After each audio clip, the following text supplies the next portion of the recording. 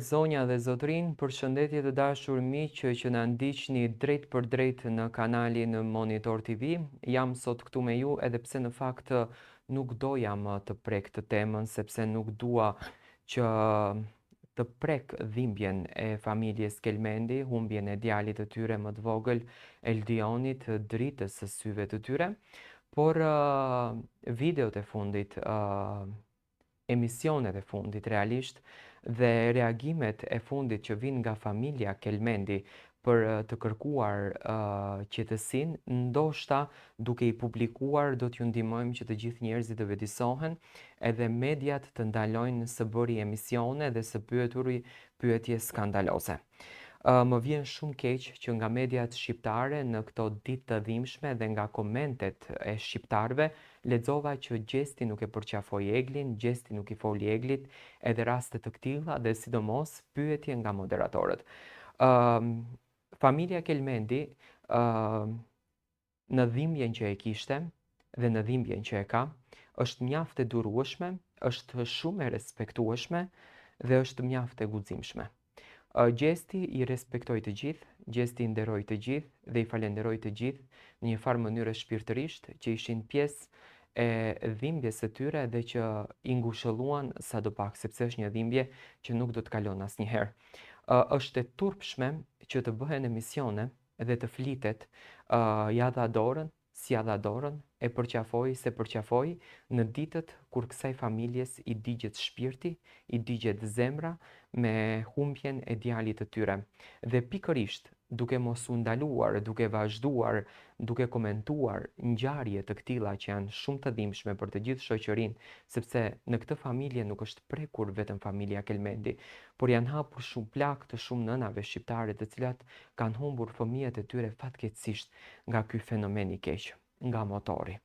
Dhe në grupin e hapur të Gjestit, do me thënë është një channel që është hapur me emrin e Gjestit, është shkruajtur një shkrim nga një familjare e familjes Kelmendi, e cila me lot në sy, me shpirt të thyer, kërkon vetëm një gjë nga të gjithë shqiptarët, dhe nëse ne mediat do të duhej të ndihmonin familjen Kelmendi, është pikërisht në këtë kërkesë që ato kanë dhe shpërndajnë gjithandej. Mirëmëngjesi, fillon shkrimi, njerëz, shoqëri e familjar. Si familjare e Eldionit e shoqënia, ju kisha lutë mos postoni video fotot e Eldit ëngjullit ton. Ma mirë i shkan lutjet e juaja e jo me postu video apo foto. Presi mirëkuptimin tuaj, leni TikTokat, lutuni sa të mundni, është e turpshme thot, ku do e do me kanë vorim të vllajt të Gjestit edhe me majt telefonat në përduar me postu në TikTok e me hyrë live.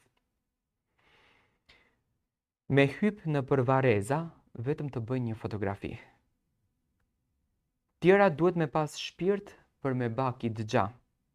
Familja i shef këta videot, do të thënë duhet jeni shumë të kujdesshëm, sepse familja Kelmendi shikon të gjitha fotot ku ju i qitni në TikTok për me bak likime. Mërzia kuptohet, por me postu ëngjëllin e vogël, pa jetë për tokë është e padurueshme. Është e turpshme, e tmerrshme dhe e dhimbshme. Lutuni deri në pikën e fundit për to sa postoni TikToka, rini me familjen e juaj se kon pedojshe ma shumë po ta merr Zoti.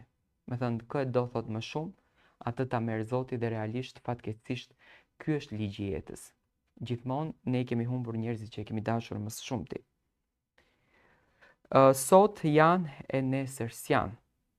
Sot jem e nesër s'jem, Zoti na sprovoft tanve në kitë dynja, lutuni, sa u bovon.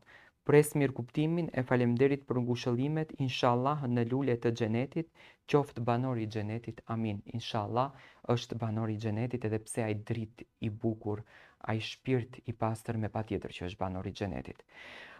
Reagimet kanë ardhur edhe nga familjar të tjerë, në TikTokun e tij, djali Xhaxhait, siç duket, domethënë të Gjestit, ka postuar një video duke kërkuar nga të gjithë shqiptarët që të jenë të kujdesshëm dhe thjesht të luten për Eldionin, të luten që Zoti t'i jep të mira në botën tjetër, Zoti ta pranoj ëngjëll ashtu siç ai ishte ëngjëll në këtë jetë, dhe jo të postojnë video, jo të postojnë fotografi dhe të krijojnë emisione duke u munduar të kapin detaje, domethënë fotografia më të mërshme, ishte reagimi që me të drejtë në fakt kishte bërë gazetari dje Ronaldo Sharka, që qindra mira njerëz duke fotografuar në këtë formë dhe duke krijuar një spektakël, ajo është e turpshme, është shumë e turpshme. Do të ndjekim edhe deklaratën e familjarit të Gjestit, i cili kërkon mëshirë edhe kërkon dëmshuri për këtë familje të nderuar shqiptare. Ndjekim deklaratën. Bëj edhe një apel për gjithë mediat edhe gjithë qytetarët për videot, për mesazhet që po jepin, për rreth këtij rasti që ka ndodhur në familjen tonë. Ju kisha lutë mos abuzoni me këtë rast, mos përfitoni për këtij rasti, se me të vërtet familja janë të përtu shumë keq, kështu që mos ja ushtoni dhimbjen më shumë, mos bëni shpërndarje të fotove, të mesazheve të ndryshme që na bojnë hala më shumë me përkujtu dhimbjen, hala më shumë na bojnë dhimbjen më të madhe. Edhe një herë faleminderit për mikuptim, po për neve është ditëzije, sidomos për mua. E pra, të nderuar zonja dhe zotërinj, ishte kjo në fakt se çfarë familjarët kanë folur, edhe unë apeloj me zemër drejtuar të gjithë mediave. Ju lutem shumë, të nderuar koleg, gazetar, pa marrë parasysh influencer, tiktoker, veni dorën në zemër. Ky nuk është një rast që ne të çohemi në këmbë edhe të bëjmë emisione. Ky nuk është një rast që ne të çohemi në këmbë edhe të ftojmë në emisione të ftuar dhe të krijojmë debate. Ky është një rast i cili ka nevojë për mbështetjen tonë shpirtërore, ka nevojë për dëmshurinë tonë dhe do kisha bërë apel, hiqni të gjitha videot, hiqni të gjitha fotografit dhe lecojani dhimbjen këtij vllau, kësaj nëne, kësaj motre, këtij babai, sepse normalisht sot jemi në ditën e teknologjisë ku të gjithë njerëzit rinë me telefonin në dorë, sepse edhe ato e dinë që është postuar diçka dhe e shikojnë të birin, dhe është shumë e rëndë për një nënë të shikon fëmijën në atë gjendje. Ju lutem, le të mbështesim familjen Kelmendi për atë që e kërkon. Ndihma jonë është që të shpërndajmë sa më shumë këto mesazhe, që njerëzit të jenë pak më të vetëdijsuar dhe të heqin dorë nga postimet rreth kësaj ngjarje.